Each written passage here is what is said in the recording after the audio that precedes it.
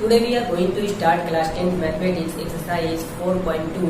In this exercise we will discuss about how to solve quadratic equation by factorization method.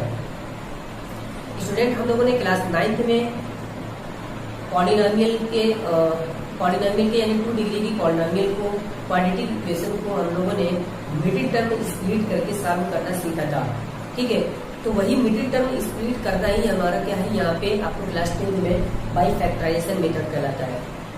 तो इस exercise के first question का first part हम लोग solve करते हैं और सीखने की कोशिश करते हैं कि मिडिल टर्म हम लोगों ने जो वहाँ पे सीखा था सेम वही चीज आपको यहाँ पे देखना है। ठीक है, तो देखते हैं फर्स्ट क्वेश्चन हमारा क्या है। फर्स्ट क्वेश्चन है हमारा कि find the roots of the following quadratic equation by factorisation. तो आपको फाइंड करना है रूट्स हम लोग क्लास 10th में ही चैप्टर नंबर 2 यानी पॉलिनोमियल के चैप्टर में हम लोगों ने डिस्कशन किया था कि रूट्स वैल्यू ऑफ एक्स या वैल्यू ऑफ वेरिएबल या जीरोस है ना, या अल्फा बीटा, ये सारी चीजें क्या है, सब सेम है ना। हमने ये चीज सारी आपको बताया था। रूट्स फाइंड करना है, इट मीन्स आपको वैल्यू फाइंड करना है वेरिएबल की।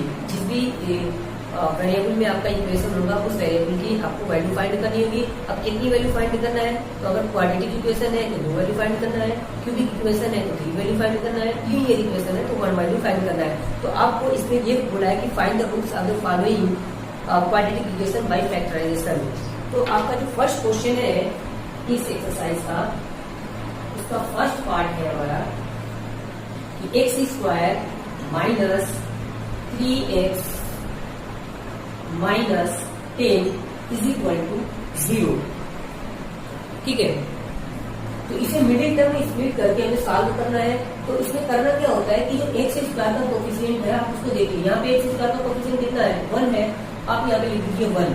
ठीक है, मल्टीप्लाई कीजिए और आपका C वाला क्वेश्चन देखिए जिसमें वेरिएबल नहीं है, तो यहाँ पे साइन को छोड़ दिया, यानी सिंबल को आपको छोड़ दिया जाएगा। सिर्फ नंबर लीजिए, कितना है, 10 है।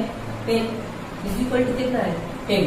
ठीक है, अब आप इस 3 को ऐसा स्प्लिट करना है कि मल्टीप्लाई करने पे तो 10 आए, ऐड या सबट्रैक्ट करने पे आपका 3 आए।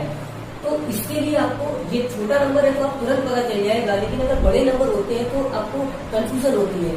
तो इसलिए मैं इसको बता रहा हूँ कि कैसे आपको सॉल्व करना होगा। तो आप पहले इसका प्राइम फैक्टराइजेशन निकाल लीजिए। तो 2 5 10, 5 1 5, यानी आपके पास 5 और 2 ये नंबर मिलकर 10 हो रहा था। ठीक है, तो आपने ये 2 नंबर मिला है, इन दोनों नंबर को आप स्प्लिट कीजिए, यानी 5 और 2। इस तरीके से आप ये x², ये पूरा क्वेश्चन लिखिए, x² माइनस, देखिए माइनस है तो आप यहाँ पे माइनस लिखिए। अब आप देखिए यहाँ पे 5 है, अगर यहाँ पे माइनस है, बड़ा नंबर है तो पहले आप बड़ा नंबर लिखिए। ठीक है, और आप देखिए यहाँ पे 5x, यहाँ पे 2x माइनस 10। अब यहाँ पे प्लस का सिंबल लगाए या माइनस का सिंबल लगाए, तो आप देखिए अगर आप यहाँ पे माइनस का सिंबल लगाते तो -5 और -2 मिलकर कितना हो जाएगा, -7 हो जाएगा। तो आपको -7 नहीं -3 चाहिए। तो यहाँ पे अगर मैं प्लस करता हूँ तो आपका ये कितना हो जाएगा, ये आपका हो जाएगा और 3 हो जाएगा। अगर आप पहले 2 लिखते हो, 2x, ठीक है, और यहाँ पे आप जैसे हमने यहाँ पे प्लस लगाया, अगर यहाँ पे 2x और यहाँ पे 5 लिखते और यहाँ पे -2 लिखते तो यहाँ पे आप क्या लिखते, देखिए अगर आप प्लस लगाते तो ये वैल्यू किसमें आ जाती, प्लस में आ जाती। तो आपको ऐसे एडजस्ट करना है कि आपका सेम ऊपर वाला ही आपको मैच करे, यानी आप उसको जब सॉल्व करेंगे। ठीक है, तो इस तरीके से इज इक्वल टू 0। इन दोनों में से हम लोग कॉमन लेते हैं, जो भी चीज कॉमन है। तो x यहाँ पे आपका कॉमन मिल रहा है, तो x माइनस 5 प्लस यहाँ से आपका 2 कॉमन मिल रहा है, तो 2x minus 5 is equal to 0। इस तरीके से इस पूरे में से x माइनस 5 आपका कॉमन मिल रहा है और यहाँ पे x प्लस 5 आपको कॉमन मिल रहा है, इज इक्वल टू 0। तो x minus 5 is equal to 0 और x plus 5 is equal to 0। तो यहाँ से x इज इक्वल टू 5, ठीक है, और यहाँ पे x इज इक्वल टू -5। तो आपके पास ये 2 रूट्स आ चुके हैं और ये बाई फैक्टराइजेशन मेथड से, या आप ये कह सकते हैं मिडिल टर्म में स्प्लिट करके। यही आपका मिडिल टर्म में स्प्लिट करना फैक्टराइजेशन मेथड है, कंफ्यूज मत होइएगा। ठीक है, तो इसका एक और क्वेश्चन है, इसमें कई पार्ट्स हैं, हम इसका तीसरा क्वेश्चन लेते हैं इसी का, यानी third part, √2 x² plus 7x plus 5 √2 is equal to 0। तो ये आपका क्वेश्चन है। ठीक है, फिर से आपका वही बात, x² का कोएफिशिएंट आपका कितना है, √2 है, मल्टीप्लाई बाई आपका जो बिना वेरिएबल वाला है, जो फ्री फ्रॉम वेरिएबल है, आपका जिसमें वेरिएबल नहीं है उस टर्म का मल्टीप्लाई करते हैं, 5 √2। ठीक है, देखिए √2 का मल्टीप्लाई √2 से होगा तो ये कितना हो जाएगा, 10 हो जाएगा।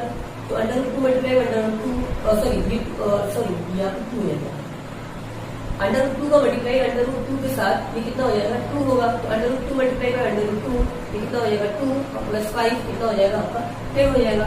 इस तरीके से आपको 10 आप प्राइम फैक्टराइजेशन से आप इसको फैक्टराइज कीजिए, यानी 2 5 10 और 5 1 5, यानी आपके पास 5 और 2 मिलके कितना हो रहा है, 10 हो रहा है। तो यानी इस 7 को हमें कैसे स्प्लिट करना है, 5 और 2 में। तो ये कितना हो जाएगा, एक √2x² plus 5x plus 2x plus 5 √2 is equal to 0। देखिए इस पूरे में से आपको x कॉमन मिल रहा है, तो आप x कॉमन ले लीजिए और यहाँ पे क्या बचेगा, x √x प्लस 5, ये आपको कॉमन मिल रहा है। अब यहाँ पे देखिए, आप यहाँ पे क्या चीज कॉमन लेंगे, कुछ भी आपको कॉमन फिलहाल तो दिख नहीं रहा है। तो क्या इस 2 को आप ऐसे लिख सकते हैं, देखिए यहाँ प्लस 2, इस 2 को हम ऐसे लिख सकते हैं, √2 मल्टीप्लाई बाई √2 और प्लस 5 √2। ठीक है, तो इसमें से, इस पूरे में से हम क्या कर लेंगे, इस देखिए ना, इसी चीज को हमें लिखा है, इस 2 को √2 मल्टीप्लाई बाई √2, देखिए √2 मल्टीप्लाई बाई √2 तो 2 is equal to √2 multiply by √2। ठीक है, तो इस पूरे में से हमें √2 को कॉमन लूंगा, तो ये क्वेश्चन आपका क्या हो जाएगा, ये आपका कॉमन हो जाएगा। तो आपका दोनों में से है, दोनों में से कॉमन हो जाएगा, तो ये आपको मिलेगा √2 कॉमन हो गया। ठीक है, तो ये आपका सिर्फ क्या बचेगा, देखिए 2 बार √2 था, यहाँ पे आपका देखिए मल्टीप्लाई बाई √2 था और यहाँ पे √2 था। ठीक है, तो इसमें से आपका एक वाला क्वेश्चन भी था, क्या कर रहे हैं हम, इस 2 को √2 मल्टीप्लाई बाई √2, ठीक है, x plus 5 √2 is equal to 0। इस पूरे क्वेश्चन में से √2 को मैं कॉमन ले रहा हूँ। ठीक है, √2 को कॉमन ले रहा हूँ, जैसे ही √2 कॉमन होगा तो ये क्वेश्चन देखिए 2 बार है ना, तो एक बार बाहर हो जाएगा। तो इन दोनों में से एक चीज बाहर ले रहा हूँ। ठीक है, बाहर ले रहा का मतलब है कि हमने बाहर ले लिया, 2 था, एक बाहर ले लिया, यहाँ से 1 था तो 1 खत्म हो जाएगा। ठीक है, तो ये √2x प्लस 5 हो जाएगा। इस पूरे में से मैं √2x प्लस 5 को कॉमन ले रहा हूँ, √2x प्लस 5 और यहाँ पे x plus √2 is equal to 0। इस तरीके से √2x plus 5 is equal to 0 और x plus √2 is equal to 0।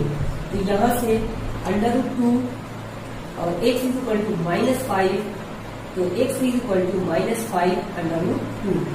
तो ये आपका एक रूट्स आया है और यहाँ से x इज इक्वल टू -√2।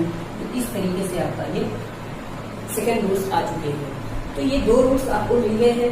इस तरीके से आपका क्वेश्चन नंबर, अब हम क्वेश्चन नंबर 3 करेंगे, जो कि आपका रियल लाइफ बेस्ड है, थ्योरेटिकल वाला क्वेश्चन है। ठीक है, तो वो क्वेश्चन मैं आपको लिख दे रहा हूँ यहाँ पे।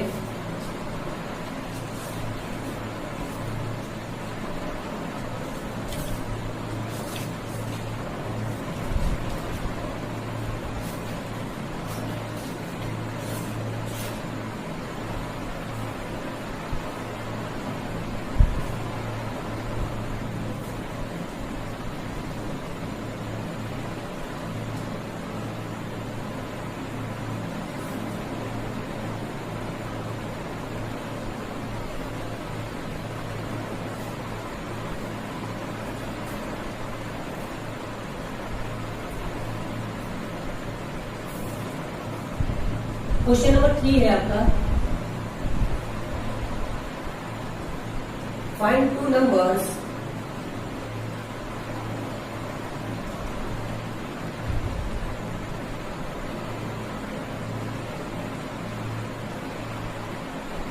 whose sum is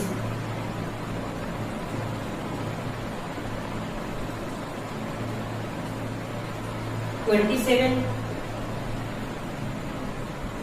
and product is 182। ठीक है, ये आपका क्वेश्चन है। सॉल्यूशन करते हैं इसका। देखिए, जो भी चीज आपको फाइंड करनी है, फाइंड टू नंबर, उससे हम लोग पहले लेट कर लेते हैं। लेट आपको 2 नंबर फाइंड करना था। Let 1 number is equal to x, ठीक है, एंड सेकेंड नंबर कितना होगा। देखिए 2 बच्चे अगर मान लीजिए है, ठीक है, उन दोनों बच्चों का अगर पैसा मिला के 30 रुपया होता है दोनों बच्चों का, तो अगर एक के पास 20 रुपया है तो अगले के पास कितना होगा। ऑब्वियसली 10 होगा। मान लीजिए अगले का हम निकालना है, अगर एक के पास 20 रुपया है तो अगले के पास कितना होगा, 10 रुपया होगा। तो क्या करेंगे, -20 कर देंगे, तो अगले का निकल जाएगा 10 रुपया। ठीक है, तो अगर एक का पता है तो टोटल में से हम पहले वाले का माइनस कर देंगे तो दूसरे वाले का निकल जाएगा। तो एक नंबर पता था तो टोटल में से पहले नंबर को माइनस करेंगे वो दूसरा नंबर मिल जाएगा। ठीक है, तो let 1 number is equal to x, second number is equal to 27 minus x. अब आपका यहाँ पे प्रोडक्ट दिया हुआ है, प्रोडक्ट इज 182। तो यहाँ पे प्रोडक्ट कितने हैं, प्रोडक्ट इज इक्वल टू 182। तो आप देखिए प्रोडक्ट कितना है हमारा, यानी वो नंबर का, उस नंबर का, यानी एक्स और यहाँ पे 27 माइनस एक्स, ये कितना है 182। इन दोनों का जब सिंप्लीफिकेशन करते हैं तो ये 27x माइनस एक्स स्क्वायर, ठीक है, इज इक्वल टू 182। इस पूरे क्वेश्चन को लेफ्ट साइड लेके आते हैं, यानी पहले इसको लिखते हैं माइनस एक्स स्क्वायर, ये देखिए प्लस 27x, ठीक है, और माइनस 182 इज इक्वल टू 0। इस पूरे में से मैं माइनस को कॉमन ले रहा हूँ, तो जो माइनस कॉमन होगा तो ये x square minus 27x plus 182 is equal to 0। देखिए माइनस से बहुत सारे मल्टीप्लाई करेंगे, डिवाइड करेंगे, जो भी करेंगे आपको, तो ये आपका क्या हो जाएगा, माइनस माइनस प्लस हो जाएगा और यहाँ पे कोई इफेक्ट नहीं पड़ेगा। इसलिए x square minus 27x plus 182 is equal to 0। तो ये आपका एक क्वाड्रेटिक इक्वेशन है। इस क्वाड्रेटिक इक्वेशन को हमें सॉल्व करना है मिडिल टर्म को स्प्लिट करके। ठीक है, तो फिर से वही बात, यहाँ पे 1 है, यहाँ पे 182 है, यानी 182 का हमें प्राइम फैक्टराइजेशन निकालना पड़ेगा। ठीक है, तो यहाँ पे हम 182 का प्राइम फैक्टराइजेशन निकाल रहे हैं, यही निकाल रहे हैं। तो 182 का 2 9 2 1, ठीक है, और ये 7 से कटेगा, 7 1 7 7 3 21, और यहाँ पे 13 से 31 13। ठीक है, आपको ये 3 नंबर मिले हुए हैं, 2 7 और 13 इज इक्वल टू 182। ठीक है, तो पहले आप क्या कीजिए, पहले आप 2 नंबर को एक साथ ले लीजिए, तो ये कितना हो जाएगा 14 मल्टीप्लाई में 13। अब इसको चेक कीजिए, ऐड या सबट्रैक्ट करने पे वो नंबर मिल रहा है कि नहीं। देखिए इन दोनों को जब ऐड कर दे रहे हैं 27 मिल रहा है। ठीक है, अगर मान लीजिए ऐसे नहीं मिलता तो आप इन दोनों को एक साथ लेते और इसे मल्टीप्लाई और उसको अगला नंबर लेते, तो ऐड या सबट्रैक्ट करके चेक करते। इससे नहीं मिलता तो इन दोनों को एक साथ लेते, मल्टीप्लाई करके और इससे ऐड करके चेक करते आप, या सबट्रैक्ट करके। ठीक है, तो यहाँ पे आपका यही दोनों नंबर मिलके आपको ये चीज दे रहा है। तो इसलिए एक्स स्क्वायर माइनस, देखिए 14x minus 13x plus 182 is equal to 0।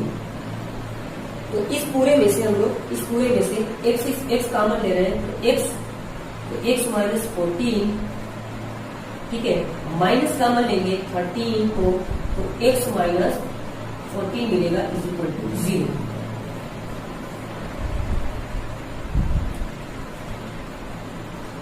तो इस पूरे में से x माइनस 14 हम लोगों ने कॉमन लिया है और यहाँ पे x माइनस 13 बचा है इज इक्वल टू 0। तो x minus 14 is equal to 0 और x minus 13 is equal to 0। तो x इज इक्वल टू 14 और x इज इक्वल टू 13, ठीक है। अच्छा, x की वैल्यू कौन सी वैल्यू आपकी माननी होगी? तो देखिए दोनों वैल्यू माननी होगी। यहाँ पे दो चीजें, देखिए अगर मान रहे हो कि आपका x इज इक्वल टू 14 अगर आप लेते हो तो फर्स्ट नंबर आपका क्या हो जाएगा, यानी वन नंबर क्या होगा आपका, यानी वन नंबर आपने क्या माना था, x माना था, तो x इज इक्वल टू 14 लिया है, तो 14 और सेकंड नंबर क्या हो जाएगा, सेकंड नंबर तो x देखिए 27 माइनस 13 था, 14 आपने x की लिया था, सॉरी ये x की वैल्यू आपने क्या लिया है फिलहाल के लिए 14 लिया है, यहाँ 14 लिख के कितना देगा 13, ठीक है। तो इस तरीके से ये आपका आंसर हो जाएगा, यानी अगर एक नंबर 14 लिया है तो दूसरा नंबर 13 होगा। और अगर आप पहला नंबर 13 ले रहे हैं, if x is equal to 13, ठीक है, तो one number is equal to 13, पहला नंबर 13 रहेगा, तो सेकंड नंबर क्या हो जाएगा आपका, सेकंड नंबर आपका 14 हो जाएगा, तो ये भी आपका आंसर हो जाएगा। कहने का मतलब ये है कि आप पहले नंबर को अगर 14 लेते हो तो दूसरा नंबर ऑब्वियसली 13 हो जाएगा, और अगर 13 पहला नंबर लेते हो तो दूसरा नंबर 14 हो जाएगा। तो इस तरीके से आपका ये क्वेश्चन नंबर 3 था आपका। अब इस एक्सरसाइज में जो भी आपके क्वेश्चन बचे हुए हैं आप उसको सॉल्व कर लीजिएगा, और जो उसमें सॉल्व नहीं हो पाएगा आप मुझे कमेंट कीजिएगा, मैं आपको नोट्स दे दूंगा। Okay, thank you.